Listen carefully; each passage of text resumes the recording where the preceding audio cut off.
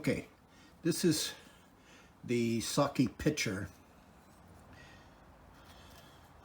All right, as you can see, there's quite a bit of variegated coloring over the whole surface. It creates a kind of a raku look, which is taking the item out of the fire before it's completely finished, and then dunking it into sawdust or paper or whatever, and causing it to oxidize at different rates over the surface. And it gives a very nice natural look to it. Okay. This is one of the little sake cups that goes with that, and it too has that variegated appearance over its surface.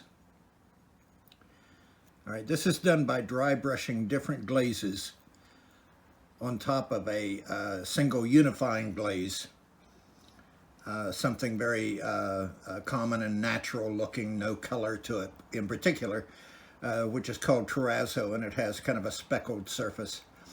And then after all this is done, and you can see some of the dry brushing right there, after all this is done, one more coat of that unifying glaze is put on top, and it blends everything together very nicely, pulls it all together. All right, the interior is done with a flat white that seals the interior for the containment of the sake. Now these are 4 tea bowls done in a similar way. As you can see, different glazes, copper patina, actually a red, a blue, a speckled red, and even some white is dry brushed, one on top of the other, and then unified. You can see some of the red showing through here, and then unified with that terrazzo glaze. And you can see the way that terrazzo creates a speckled surface. Okay.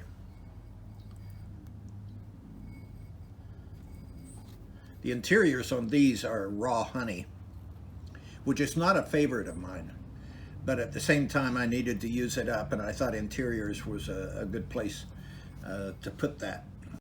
Each bowl has its own unique look. Although set side by side, they have similarities. You can see some of the wonderful blue showing through here and some of the red.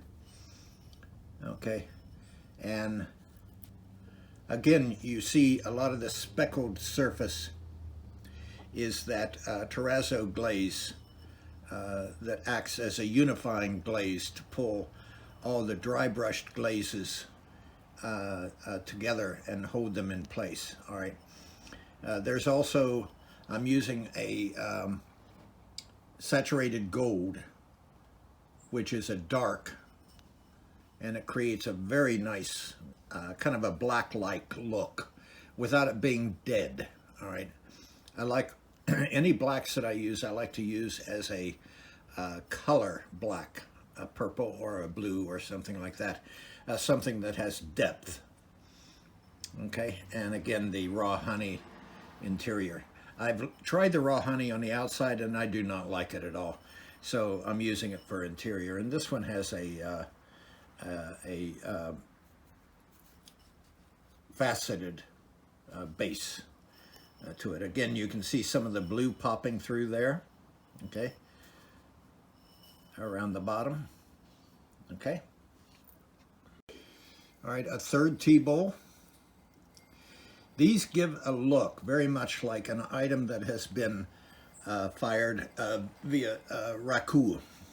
All right, and raku gives a very unexpected response. You can use anything from palm fronds to twigs to paper to dried grasses to sawdust, and even in some cases into water. to cause the reaction, there's that saturated gold, to cause the reaction to affect the outcome, so to speak, and give it an unexpected look. It's that thing about, like when you plant a garden, you start out and you have some idea of what you want it to look like, but nature grows its own way. And you just have to be there to provide it with the nutrients it needs to grow. And you trim it and do things like that. But basically, it's going to grow its own way. And the flowers will look the way they want to. All right, so in this, you're trying to cause nature to take over, which is the heat of the kiln. And it causes it to turn out in whatever way it will. And you accept it, okay? Now, the whole purpose of doing ceramics for me is to overcome my tendency to try to control what happens, and instead to reach a level of acceptance of the outcome and allow the kiln to control, and the heat of the kiln to control what happens. And for me to reach an acceptance of what happens to that which I began by trying to control in terms of the shape and the treatment of the clay and things like that. I really like this one. This one is more of a flattened side. And again, there's that saturated gold showing up. It looks blue because of the sky over my shoulder.